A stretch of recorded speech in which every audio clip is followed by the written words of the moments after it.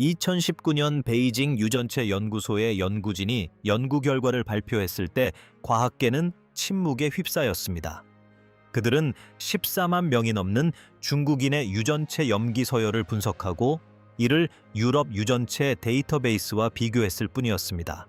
그들이 발견한 것은 예상치 못한 것일 뿐만 아니라 인류의 진화 이주 그리고 유전적 수준에서 각 집단을 서로 다르게 만드는 요인에 대한 우리의 이해를 완전히 바꿔놓았습니다.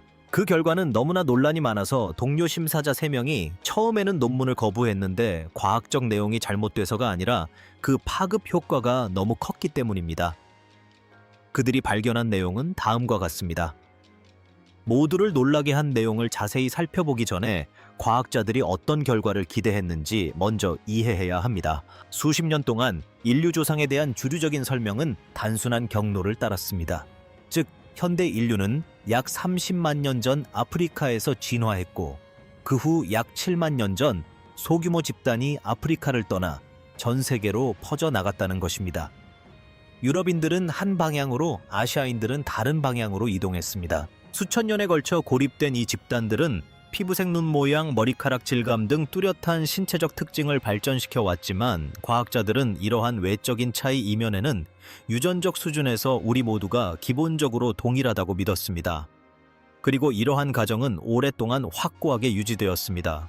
물론 우리는 유럽인의 유당 내성이나 티베트인의 고지대 적응과 같은 사소한 변이에 대해서는 알고 있었지만 이러한 것들은 근본적인 차이가 아닌 아주 작은 차이로 여겨졌습니다. 유전적 설계도는 모든 인류 집단에서 거의 동일하다고 가정되었습니다.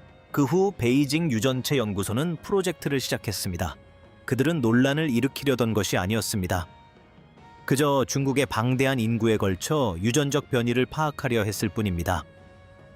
중국은 광활한 지리적 지역에 14억 명의 인구가 분포되어 있습니다. 목표는 실용적이었습니다. 더 나은 의료 서비스, 더 정확한 질병 예측, 그리고 중국인의 유전적 특성에 맞춘 맞춤형 의학을 제공하는 것이었습니다. 하지만 중국인의 유전체 정보를 유럽 데이터베이스와 비교하기 시작했을 때 결과는 납득하기 어려웠습니다. 첫 번째 충격은 유전적 다양성이라는 개념에서 비롯되었습니다. 유전적 다양성은 한 집단 내 유전적 차이의 다양성으로 생각할 수 있습니다. 다양성이 높다는 것은 유전적 변이가 많다는 것을 의미하고 다양성이 낮다는 것은 사람들이 유전적으로 서로 더 유사하다는 것을 의미합니다. 과학자들은 아시아인들이 아프리카를 떠난 소수 집단에서 유래했기 때문에 아프리카인보다 유전적 다양성이 낮을 것으로 예상했습니다. 이 부분은 맞았습니다. 하지만 연구자들을 놀라게 한 것은 중국인의 유전적 다양성이 유럽인과 얼마나 다른지였습니다. 유럽 인구는 대륙 전체에 걸쳐 비교적 균일한 유전적 다양성을 보였다.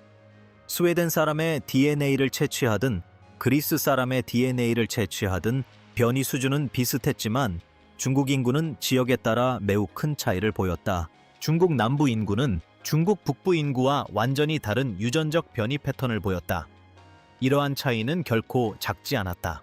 일부 측정 방식에 따르면 베이징 한족과 광둥 한족 사이의 유전적 거리가 스웨덴인과 그리스인 사이의 유전적 거리보다 더 큰 것으로 나타났습니다.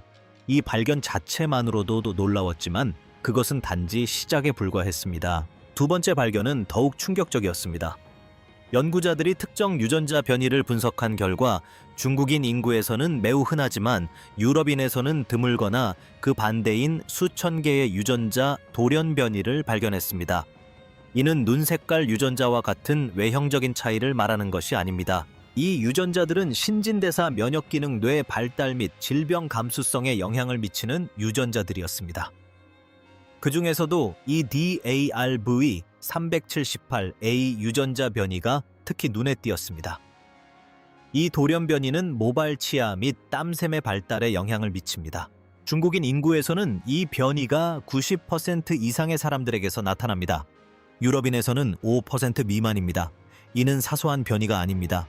거의 모든 중국인에게서 나타나지만 유럽인에게서는 거의 나타나지 않는 근본적인 유전적 차이입니다. 하지만 여기서 논란이 생깁니다. 이 DAR 유전자는 모발 질감에만 영향을 미치는 것이 아닙니다. 유선의 밀도와 태아 발달 중 신경 연결의 분기 패턴에도 영향을 미칩니다. 일부 연구자들은 이 유전자가 발달 과정 중 뇌 구조에도 영향을 미치는지에 대한 불편한 질문을 제기하기 시작했습니다. 그리고 이 유전자는 중국인의 90%에서 발견되지만 유럽인에게서는 5%에서만 발견됩니다. 이것은 무엇을 의미할까요? 논문에서는 이 질문에 대한 답을 제시하지 않았지만 그 질문은 여전히 남아 있었습니다. 그러다 세 번째 발견이 이루어졌고 이는 기존의 가정을 완전히 뒤집어 놓았습니다. 과학자들은 선택적 수입의 증거를 발견한 것입니다. 선택적 수입은 유전적 돌연변이가 생존에 큰 이점을 제공하기 때문에 개체군 내에서 매우 빠르게 흔해질 때 발생합니다. 이는 진화가 초고속으로 진행되는 현상입니다. 돌연변이는 수십만 년이 아닌 단 몇천 년 만에 개체군 전체로 퍼질 수 있습니다. 유럽 인구에서는 피부 색소와 유당 내성 관련 유전자에 대한 선택적 수입 현상이 나타났다는 증거가 발견되었다. 이는 타당한 결과였다. 밝은 피부는 북부 기후에서 비타민 D 생성에 도움이 되고 유당 내성은 유제품이 주요 식품이 될 때 유용하기 때문이다. 이러한 적응은 잘 알려진 사실이었지만 중국인들은 완전히 다른 범주에서 선택적 수입을 보였습니다. 지방대사와 관련된 유전자 신경 전달 물질 조절에 영향을 미치는 유전자 공간 추론 및 기억 형성에 영향을 미치는 유전자 등이 그 예입니다. 여기서 중요한 점은 다음과 같습니다. 이러한 선택적 수입은 최근 1만 년에서 3만 년 사이에 일어났습니다. 이 시기가 중요합니다. 1만 년에서 3만 년 전은 아프리카에서 인류가 이주한 이후입니다. 이러한 유전적 변화는 공통 조상으로부터 유전된 것이 아닙니다. 이들은 유럽 계통과 분리된 후 중국 인구에서 독립적으로 진화했습니다.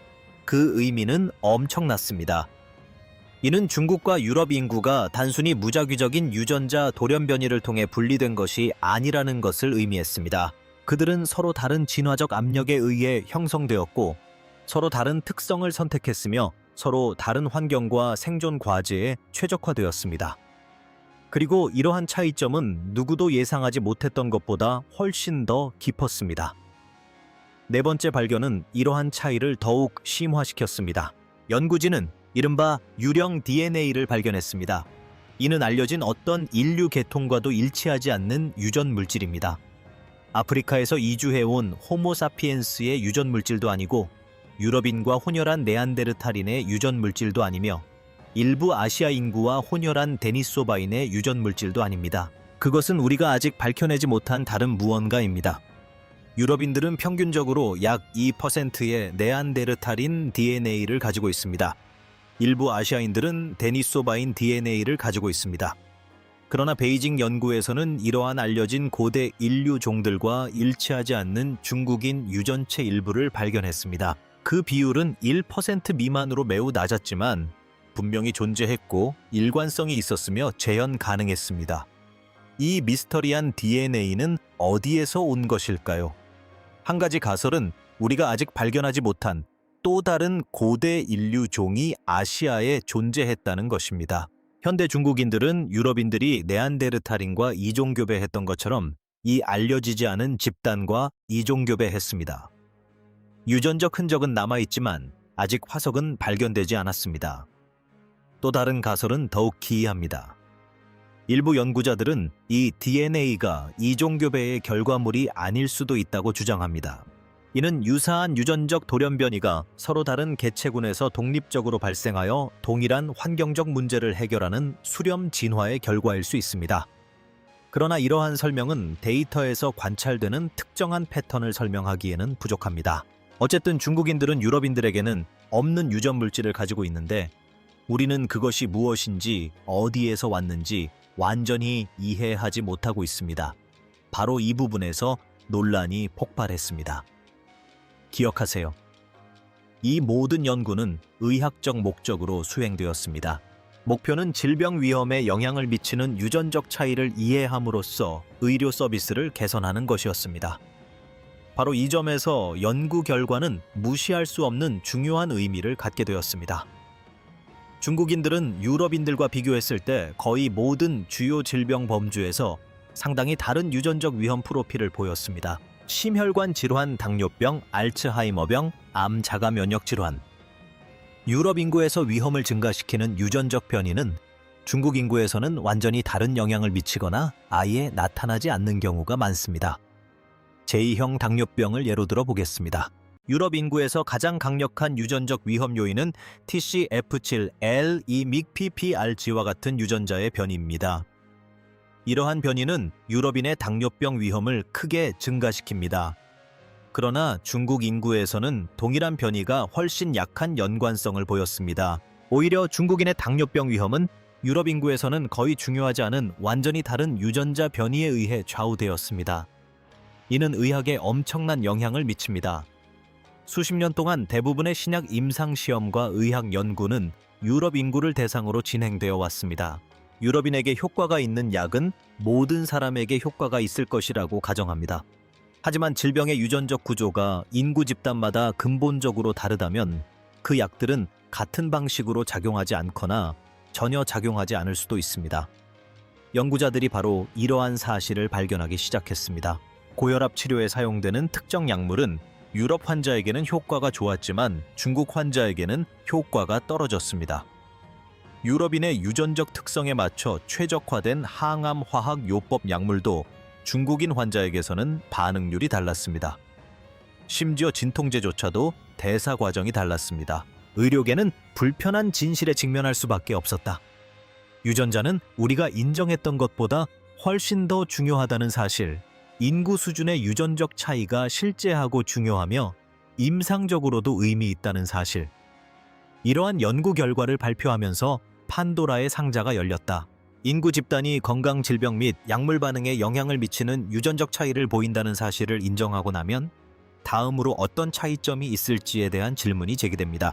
그 논문은 인지적 특성 행동 경향 또는 유전적 질에 따라 인구 집단을 순위 매기는 것으로 해석될 수 있는 어떤 것도 논의하는 것을 신중하게 피했다. 연구자들은 자신들이 정치적으로 매우 민감한 문제에 발을 들여놓고 있다는 것을 알고 있었지만 데이터는 분명히 존재했다. 신경 전달 물질 기능에 영향을 미치는 유전자 변이, 뇌의 구조 발달에 영향을 미치는 변이, 동물 모델에서 기억 학습 및 공간 추론과 관련된 변이. 3명의 동료 심사자가 처음에는 논문을 거부했습니다. 방법론에 결함이 있어서가 아니었습니다. 그들은 연구 결과가 오용될 가능성을 우려하여 이를 거부했습니다. 한 심사위원은 이 데이터를 공개하면 인종차별적 주장을 부추길 수 있다고 경고했고, 다른 심사위원은 사회적 피해가 과학적 이익보다 크다고 주장했습니다. 연구팀은 이에 반박했습니다. 그들은 정치적인 이유로 과학적으로 정확한 데이터를 억압하는 것 자체가 비윤리적이라고 주장했습니다. 유전적 차이가 존재하고 의료 결과에 영향을 미친다면 의사들은 이를 알아야 합니다. 현실을 외면한다고 해서 문제가 사라지는 것은 아닙니다.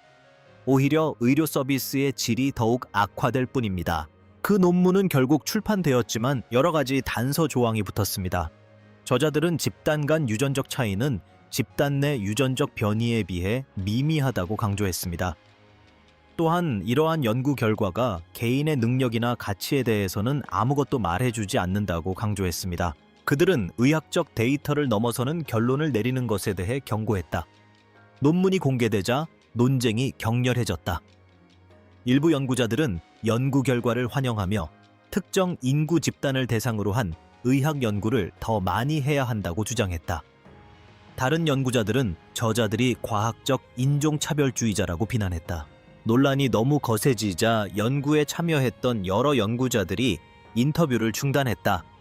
그러는 동안 다른 연구팀들이 해당 연구 결과를 재현하기 시작했다. 일본의 한 연구팀은 일본인의 유전체를 유럽 데이터베이스와 비교했을 때 유사한 패턴을 발견했다. 한국 연구팀도 비슷한 결과를 발표했습니다. 데이터는 계속해서 같은 방향을 가리켰습니다. 아시아인과 유럽인 인구는 기존 모델에서 제시했던 것보다 유전적으로 더 큰 차이를 보입니다. 이러한 유전적 차이는 의학을 넘어 훨씬 더 광범위한 현실 세계에 영향을 미칩니다.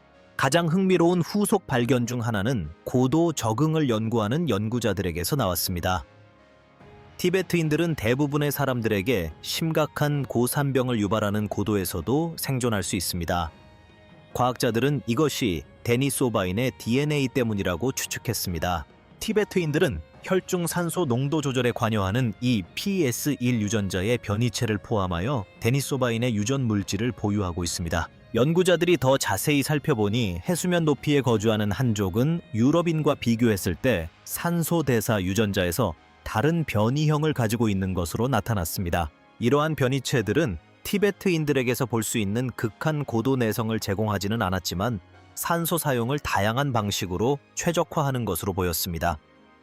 유전적 차이는 단순히 극한 환경에 적응하는 것만이 아니었습니다. 그 연구들은 수천 년에 걸쳐 인류가 직면했던 특정 환경 조건에 맞춰 신진대사를 미세 조정하는 것에 관한 것이었습니다. 또 다른 연구팀은 식단 관련 유전자에 집중했습니다.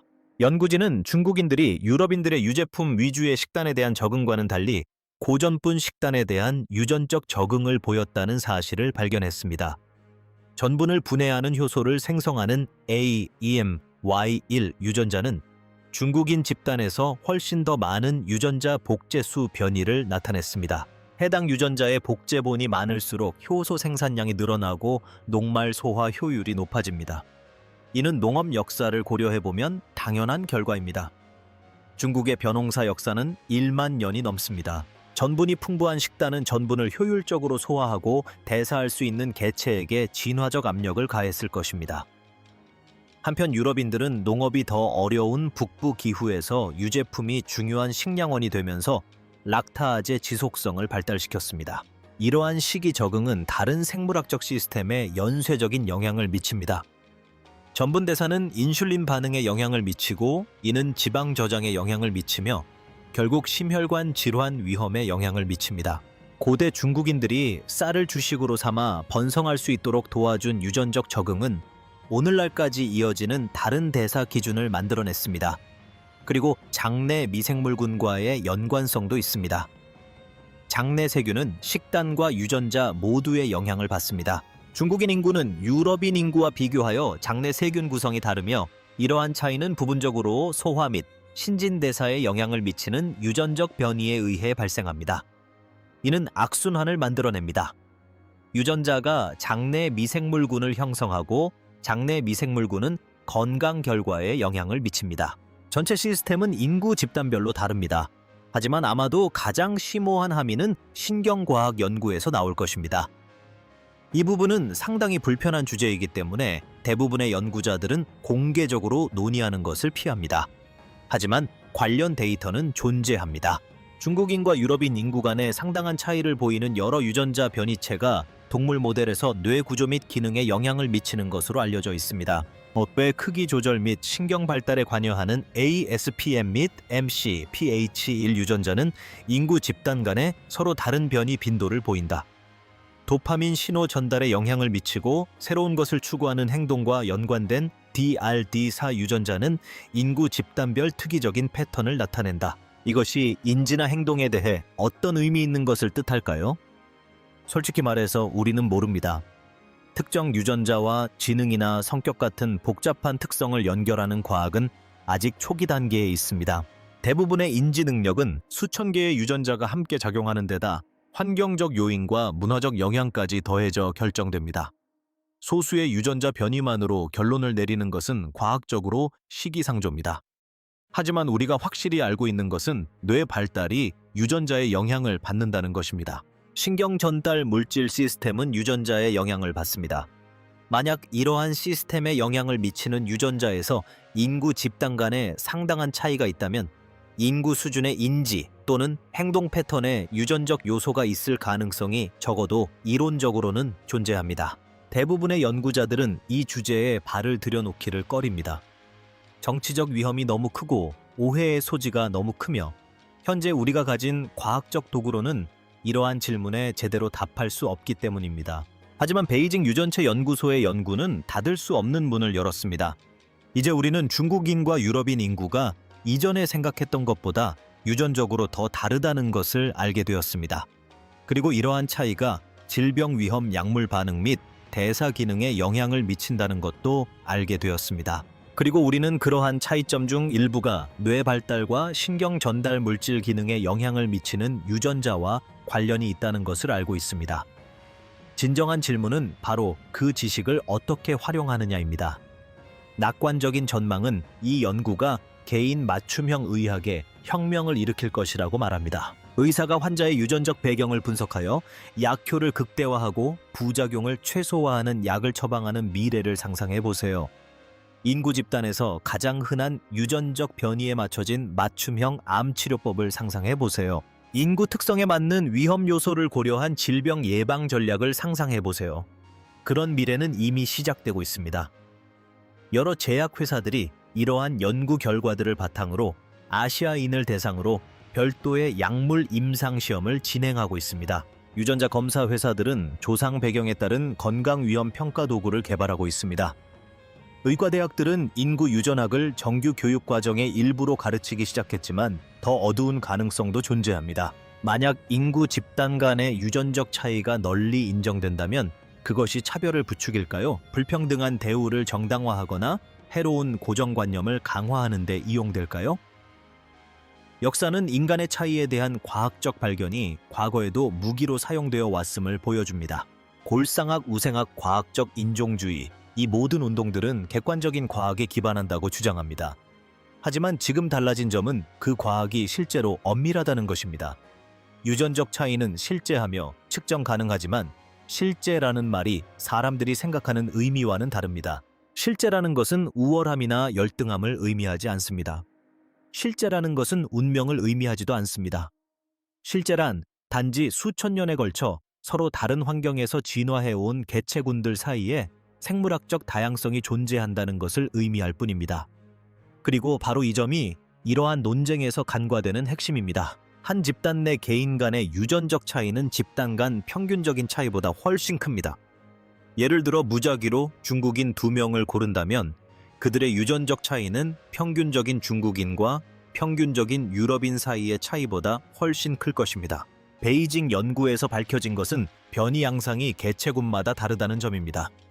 변이가 나타나는 특정 유전자와 그 변이 방식은 서로 다른 진화 역사를 반영하지만 위계 질서를 만들어내는 것은 아닙니다. 이는 다양성을 만들어내며 이러한 다양성은 우리가 이제 막 이해하기 시작한 의학적 의미를 지닙니다. 연구팀이 연구 결과를 발표했을 때 그들은 전문을 읽어볼 가치가 있는 성명을 포함시켰습니다. 그들은 자신들의 연구 결과가 인류 집단들이 서로 다른 선택압을 경험했고 복잡한 형질에 대해 서로 다른 유전적 구조를 가지고 있음을 보여준다고 썼습니다. 이러한 다양성은 인간의 회복력과 적응력의 원천으로서 존중받아야 하며 인구 집단을 순위 매기거나 차별을 정당화하는 데 사용되어서는 안 됩니다. 이 연구의 목표는 유전적 변이가 다양한 인구 집단에서 질병 위험과 치료 반응에 어떻게 영향을 미치는지 이해함으로써 모든 사람의 건강 결과를 개선하는 것입니다. 하지만 이 말은 불가능에 가까운 일을 해내려는 시도입니다. 실제 차이점을 인정하되 그 차이점이 우월성을 의미하는 것은 아니라고 주장해야 합니다. 연구 결과를 긍정적으로 활용하되 오용을 방지해야 합니다. 이는 고귀한 시도입니다. 하지만 실현 가능성은 또 다른 문제입니다. 베이징 연구가 발표된 이후 해당 분야는 신중하게 발전해 왔습니다.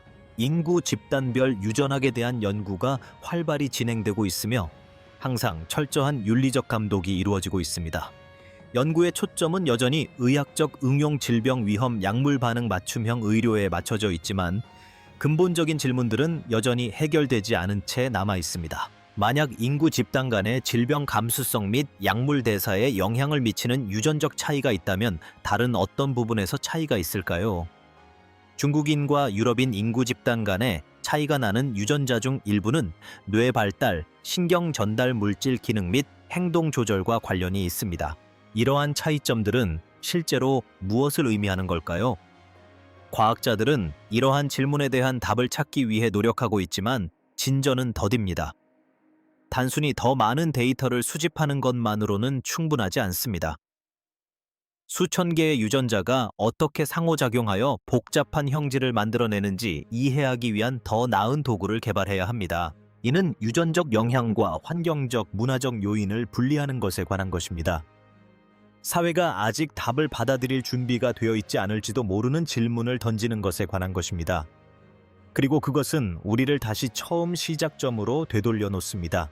베이징 유전체 연구소는 중국인의 DNA와 유럽인의 DNA를 비교했을 때 근본적으로 동일한 설계도에서 약간의 변이, 즉 미세한 차이를 발견할 것으로 예상했습니다. 그들이 발견한 것은 오히려 뚜렷한 진화 궤적 서로 다른 선택압, 그리고 건강 신진대사, 그리고 잠재적으로 훨씬 더 많은 것에 영향을 미치는 유전적 차이에 대한 증거였습니다. 그 결과는 모두를 놀라게 했는데 우리가 모두 본질적으로는 동일하며 인간 집단은 겉모습만 다를 뿐 유전적으로 서로 대체 가능한 단위라는 안도감을 주는 통념에 도전했기 때문입니다.